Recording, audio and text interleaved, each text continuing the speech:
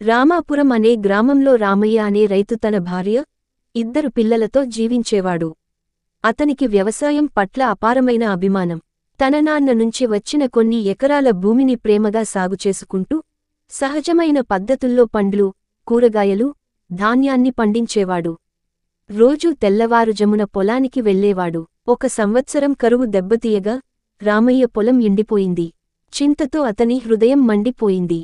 అప్పుల బాధ ఎక్కువైంది. మరుసటి ఏడాది వరదలు వచ్చి, అన్నీ నేలమట్టం చేశాయి. అప్పుల భారంతో అతని నిద్రపోయింది. కొన్ని రోజులు తిండిలేక పిల్లలు ఏడవడం చూసి, అతని మనసు చింతతో మునిగిపోయింది. ఇక ఏమి చేయాలి అని ఆలోచించేప్పటికీ, ఒకరోజు అతని భార్య, లక్ష్మి, ఒక మాట చెప్పింది.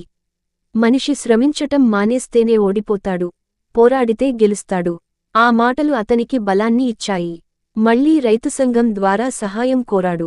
సహజ సాగు విధానాలపై అధ్యయనం చేసి, రసాయనాలతో కాకుండా సేంద్రీయ వ్యవసాయాన్ని మెరుగుపరచడానికి ప్రయత్నించాడు. కొత్త పద్ధతులతో సాగు చేయడం మొదలుపెట్టాడు.